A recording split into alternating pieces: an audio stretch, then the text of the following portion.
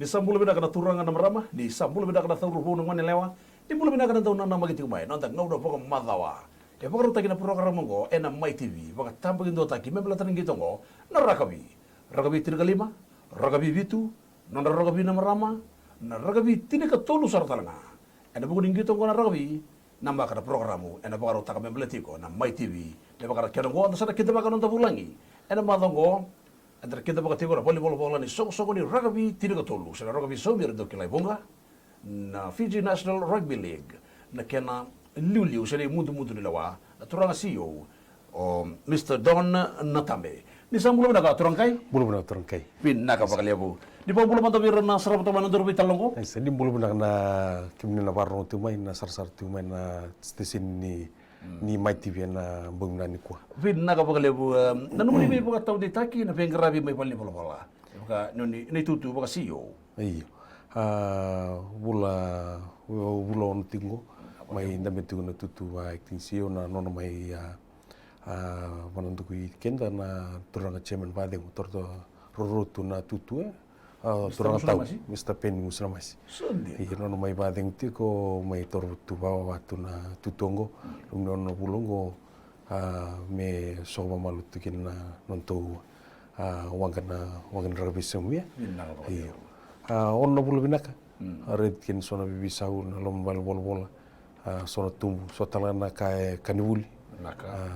Kabinan tos tungai lion rabitin ketul. Pinaka lebu. May bali bola abe kemendo na executive na ngono ko. Pero di na pa matata banto di so tortu ni tutu baka chairman. Iyo. Ngono na tutu wa chairman tortu wa na Mr. Tommy Finau. Ngono bu tigo Mr. Misakin na ngona klani indona san kita roti nang kita rabitin ketul da darmot na besni benua ra lewan tigura buru na maram milna tiang ke elis keten rom ka vitu na kena boni member ni director and board di nongo ya bobo na gitu ko narakabi tirgatulun non tapono ko obiti klani dono bono bina ka mana matikin narakabi ya serang bitin kali tol serang bitin kalima saya bit saya diwa na kena lore metare tak non rambulur roni rabatalin ti na dong gitu ronindo na nang gitu orang dingtak me wator tak tekin nambula na ragbitin ketul gitu redana na volleyball gitu redana kena dongin nang gitu me maruta ke ber sar ber talan dong gitu kena baru takin na competition sen nang gitu bermain gitu na dorbu ron lo reitukin na talin der lauti me merbis semta ki ber sa hingga sa na tos dak sar tuan nonra hambag gitu klani bitan tu lelev etiko me bakani gitu na soso ko lebun rugby no rugby tin ko tolo burbur ai lebun ka bulitu me no rugby tin ka lima en ken lo ren non gitu na marama non gitu kena pos tai babala in physically challenged university don kalib sa don gitu lautu mengo rugby tin ka tul sa umana batu me lebun na ndon bitoko ni burbur kena kata-kata sartu no na rugby non maram dina ongui ro tadi sa duti ko tibi rugby di marama ni biti mai tabu de namba ngono bulu chune matai non to gitu na nonda ngon maram ka watu kani sangi watu ka takana torona presidente sa medan tu ngona bulikula matalya na dan ni bulikula nda kila na ya wabiti ka mani ding takin me wadan kin Hernando Maran ayo. Sandina torong CEO na nakila titipaki endo na wabimbi na tibi di banua. Na matritu na sa matigani kina be tabarataleso. Ya bobe na kina po na ruti mo na be kapo ilaw. Nangonongo kito kalungat sar na rugby tin ko tul sa rugby sum ni sautin go be tin kalim na mbaki. Nanon na we tokun ti bay kay labo na company mo na Vodafone. Ayo. With classification sponsorship lau tu mena lom ni klan tiguna rondol kaon lau tu maingo me advana embangu sa sulti dona milion dana mbaki kena di baki tiko la salu ringo non ra sot sotana ngon lalai ora primary school lubenda ora tu secondary school sakengo na university maram kirto na kentura Tina. Tutto con i uomini dalla cura devo aver venuto con i Vodafone non avete con il anche in Fiji National Rugby League ma magari nei tutto qua e vi voglio dire che na mondo nilo wa na pali vola bola e te poi che volevo non mai dato che no ya na vida na ma dosa bona qui na vi ka so belata na ngole tu ki na prime minister ni matin to live Australia e na buni ngito ko boto kai kida prime minister na raga vitri ko to ni bomba dal mo de prime minister statin gore bomba dal mo de kira prime minister statin dona concept dona vakasa mai budin mai bertona matin tu Australia me kau nangi to me sala ni kena tukuni se bunotaki e sone tuku nda kila e do tambaki sobutu se io e sona kai tigo na mal weekend sona ultala le wakana kena do baru tagina baru kuko bernangon kena marama wa katanga kena na tebmati HIV and AIDS kandona sulsulin loloma ni nonra matintu na erna non tano kando mena matintu Australia ke buka na reda na ultang ni PM30 na ken teu taki ampe ke rondol kali mate umai na matintu to kaulolo makin na matintu Australia merto ko ton to matim de bonoi Papua New Guinea na yambakia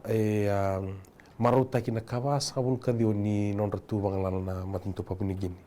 iyo en yambaki ngonda mai maruta tal tunga kin na kawasa bulka dio ni non da tunggalan lobiti kartona numkin me tabut tala kin na matena non ra timur na lulun matintu ni non to bonwa ramai sotakina kasal tal tunga ni kena lo development ni gitu varuta ki lo rayur nangone era na gitu go na rena mat tu Papua New Guinea nangon rangito kan tim rangon ra susu en na non ra vanua local iyo to na rena selection ni PM30 na bango tim nibiti predominantly ora sarang rangito na Vodafone Cup dono ngono binakara dari dir ken nan ngon ra main gitu Lorena Talendi ka saltana be coach me tiu tumi kata tiu so ngon gitu binak ninda mana mata tiu na gitu lim buru nampak itu na 2021 Bina boleh untuk tak ada itu gori na bayi buka tahu dia tekong gori itu mantan tak ulang lek mantan ngono boro taki rakabi NMI TV.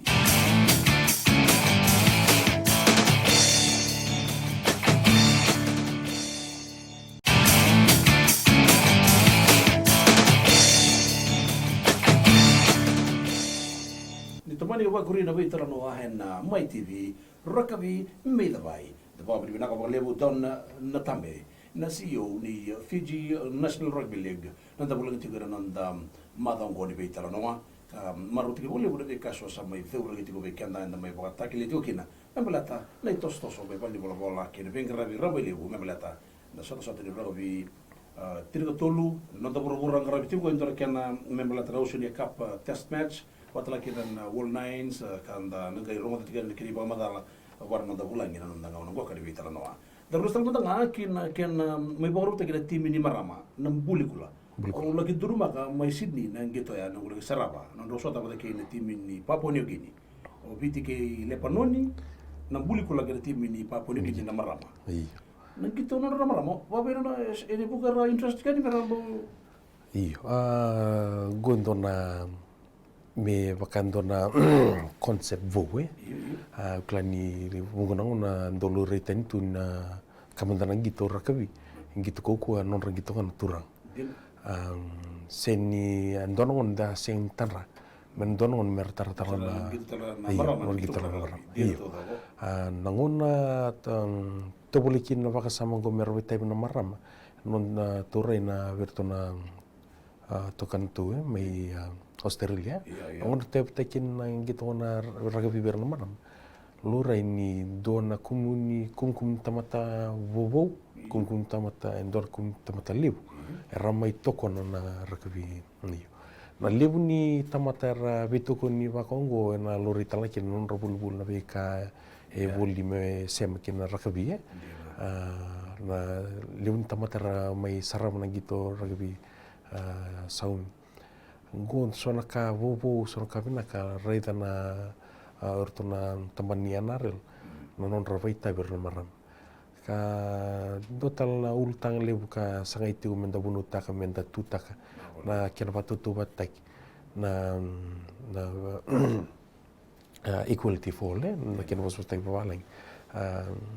kena karvai tab na turang sultar ngal mel vai tab taran maram ngon don kamna tu mai redabat na kena sa tab tai tu ngona ragbi ver maram Pina boleh besar turun CEO itu talaga taruh bakat turun ani kena na sosok ni raga vitri ka turun raga bisa min nota banua ili untuk bakat turun na guru batu saya berada na di bibaka ya dengan lo besar tulang besar tu na turun boleh berlalu gitu na tabla num di bawah mata nanti kena ya klani doni tobutu ni nonton do wal tagi bon na kena ber tagi na nonda mik se dimbie kulan yang baki rundul tin katul ke undun samai main budin tukin baka sam ken sosomi taki na dimbi melang na serni lotu kulan na serungo na ken tukuni ni atau langa timena validina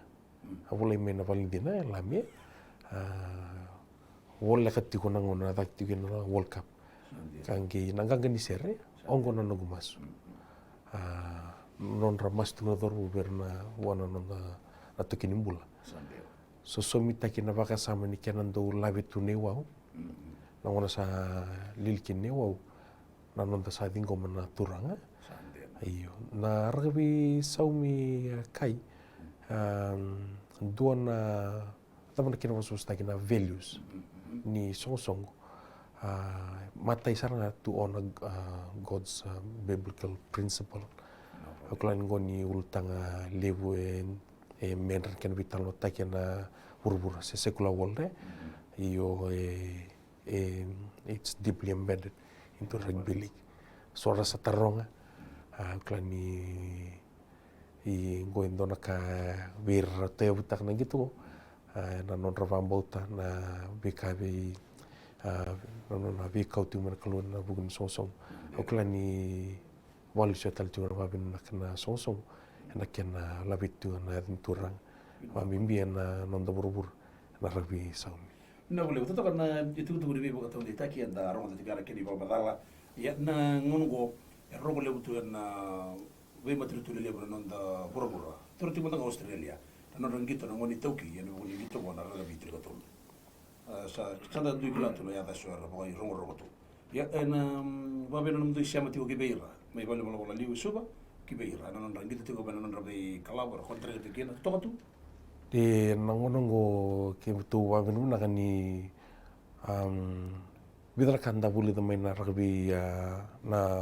gitu lebu ni rondol tin kabitu klani mai maboa na bi maluaye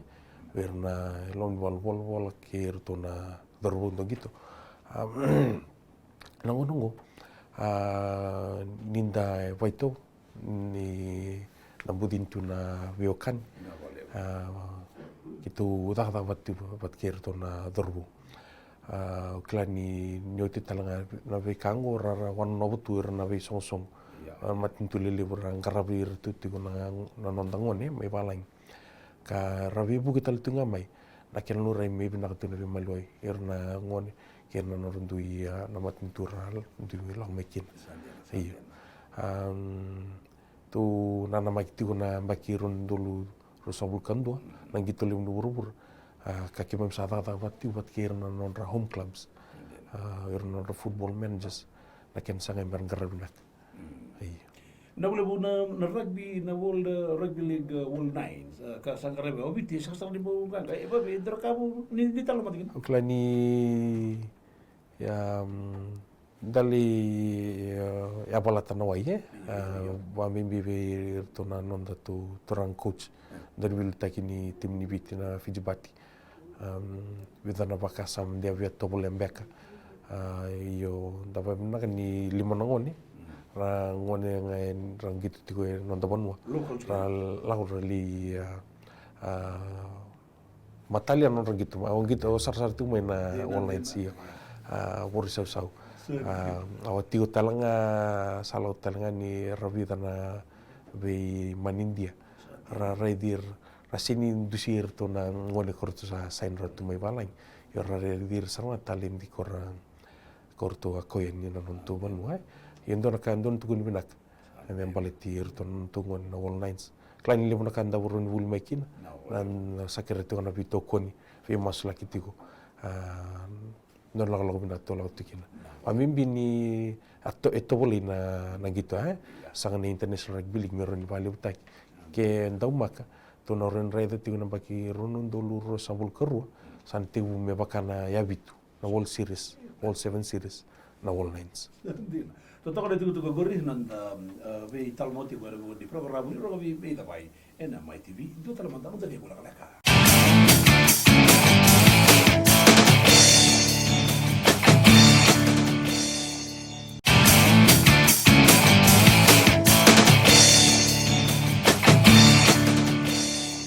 nanda ngau na program taki rakabi me tapai ena mai TV itu kau bini ka lebu nanda mai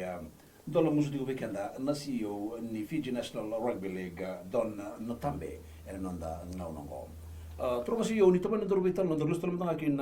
Prime Minister's Rugby 13 ka boder nonda bono ni akaiti go me bakana keni ne ko ya kera lagi buno ta ki bokati ti na bi tuku so na buno so me tangu tu kena so na kanto ya do wa bulu nonda bi tiko tiwa. Ko wala manga ya. E ba benta tal ka rodin ni fa madal kena na bulu wal kena na saraba tu me na vital. Nama tentu Australia dorkan tokon nang gitu gua tibuleta na uton rakai Australia nang gitu gua ka sasangkin matentu me waila butaka tokona na vi matentu kora gitor taltu na rugby tim ke rugby saumia nambagi mengo sa suletukin non robai vanduni na turang premisa mai Australia daron reda na PM13 na mai tabodikina na mata tim ni viti kan gitu tigo na sot-sotan ni New South Wales Rugby League Cup na Ron Messi Cup en bagi mengo rosa wul kaon na gitu tin katol na gitu na paidor mai Australia tin katol na gitu na mai paidor tu non tubon gona i sot-sotan ni na rele na vai tabe na matin tu Australia Vito kunti ko baila po 5 raund dolo $500,000 Australian dollars. Tokon mendon tim ni ka. To saron red taltu na tim ko gitor tu na Prime Minister 13. Via very tim sartu na baita bitiko. Ko na tu na selection non tu na non the top crop. Rati ko rang gitu tigo na Vodafone Cup na ngongo. Sandi. Terus yo do ibare rebi kem do na song ni bol na rugby trigotor sa rugby saumi na rugby union ibare se sendroka. Auklan ni lebu na vono ketu sambo ataka kina. Iyo. Na buru ni gitu. Auklan ni bebu sarvale na ultangon gitu na be non bi korkoro. Non bi tiko. Kiana tareta gitu na bulu non da bono. Gon dona kamenda tarabat nta mulu bata David to kun takabat klani bidana kake nda ndo ke mam do bisi bitaka pambi na ken lo reina rani gitu iyo ni vida tu na rani gitu binaka yo retu mai na nondo mai tautumba ni reda ngana lebu ni gitu samai bador tu nondo no retu na ken rauni bador ken gitu lebu ke mam do bisi se bitaka na kena dolure na rabinaka iyo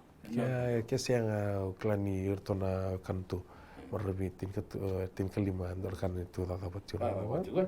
Dapat terus yo na Oceania Cup test na nonron gitu ko patiki sa kali video biti bisa Wewe boleh tigo na pepa, tamatara sin na maka, nina singi utinga rona mada ona vador ni Nines, dona roka ndotani wa roka takana tim ni Samoa. Li ato sara sin final ni All Nines, utinga rona mada roma isot ken tim ni Viti. Tam era nana maki orang dau sara dau ni Vitokoni me na sini wakakina na madalin gitu tu sama iyo na nakin yo sinetes ngo nakin na CCB taki na matangin ngindi na international ranking. Tu na nama gitu kan ngo na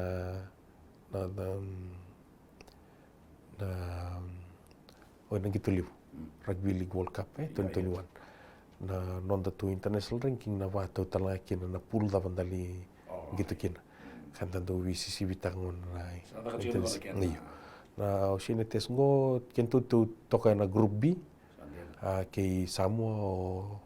Papua New Guinea era grupo ro tu kina matin tu tolo Australia New Zealand kay Tonga iyo to visis vita koe Australia Santa Vito iyo koto o koe ena lutu mai na group A ena laksum na group B kaya kato win tangan tu karuni gitu kento ba to banti tangan tu tutu ni kento na kamba na grupe to liti iyo kam tu ni liti awane ana non tu international ranking ono go tu na kalimuni tutu iyo kaya kato to stango sal to stag tuan ba malu iyo ronong dulu kawalu ronong dulu tinga tolu ronong dulu tinga bitu obiti ada bana sim final sa sa tinga rugby di pura-pura rugby saumi rugby tinga tolu ronong dulu rosang bulu sabre tu satu level bola kena be kasa rawat tiga dengan ngo kena be program so sa so na kita tiga lo membeli bukian kena baru tagi nda bana nama tiga rosang bulu ronong dulu rosang bulu nakakaya uklani we kenda na nonda na bukanda sar tigumai enan donga na kanda na raid be raid na ngone rang gitu tigo na lom nonda bon lom nebiti merbitai au ya pambimita kan kinango baltani ugunang do lureki na non rata ko coach na bugun development taktion ba dortion on to lomni non do bonwa ena bosili ni Fijian Rugby League na South salawa na matabosi na annual general meeting me tul sabul kalima na pasende wir na ding taki merali matatangan at tim dibiti mandar na pesen bunwa ena Rugby League World Cup 2021 merna ngone sartungan na World Cup iyo ena lom ni ron tul na bagingo durtu maikin na tutu na ron Messi Cup me ngone sala nonra terin taki tiko nonra bulti ngone merron ni rawat na tutu ya kaya to va to wili kana na to red va wili na to sabul kaliman pesen dia ono nangone mana tin ka oler na ding taki daram na bes ni bunwa e ono sa boleh mamatatu sa non retigo na Vodafone Cup iya sangin non data kata nganggo na lom tol nambang itu data kan vonon den da bitir kin na turun coach klendo tiu na riko na pera da kona result io sa tiu talakin na nona commitment me reda me vaidor na ngandre io nona ngandre na turang marambal nonda bono viti na boleh betul tak ada tu gori leu saraka anda via tarong abon na turang CEO di Fiji National Rugby League membelatan gitu bona rugby sawi na nonda bono sa rugby tu tolu itu gua beri dah kadir sabu kayu Roma ya na iwas di vitalongo minta rumah tanah matango kar sama itu kina na sabu beri dah kita boleh ya sa musbusar sa itu gua kosong auna terus ya sabu itu tu ni itu boleh na bali benar bisa boleh benar meninggal di beri takkan minta rumah vitalongo kina membelatan na song-song ni rugby di Fiji National Rugby League klani nanto talangau na nina sureti muni na bagay tamai be mai bagali uti ko ngoni vital no ngara na kilati ko na leodi bon na bon mo muti ko kina na boli bola wakina na gitongo kina no tapaka na matlo to ngani sa lebu na program sa to beto sebo be itra iyo simbaran tongol au ya wana no mi kina na sarsar na kamna ni ko na ugni ambosile bambaki na badurti ko na membalatan to song rugby saum katul sa wul ni sing November singa waruai ena pador tiko na nonto mbose bamba ke na Studio 6 conference room mai nonto korturango isu monrut visore tiko berna ri kalap songora semtu mai na rabitin katul unangol mai tiko na nom nimbose mai munina mai dorok tiko nabi ka koni na numa membalatan kena tuan tiko kena gravity ko na itai membalatan rabitin katul Nasar boleh pun itu sa talong ko sa katam kira nang tangon ni boro ta kira mai TV rakabi bida bai beda nang katra di bukan tiko belaka di sate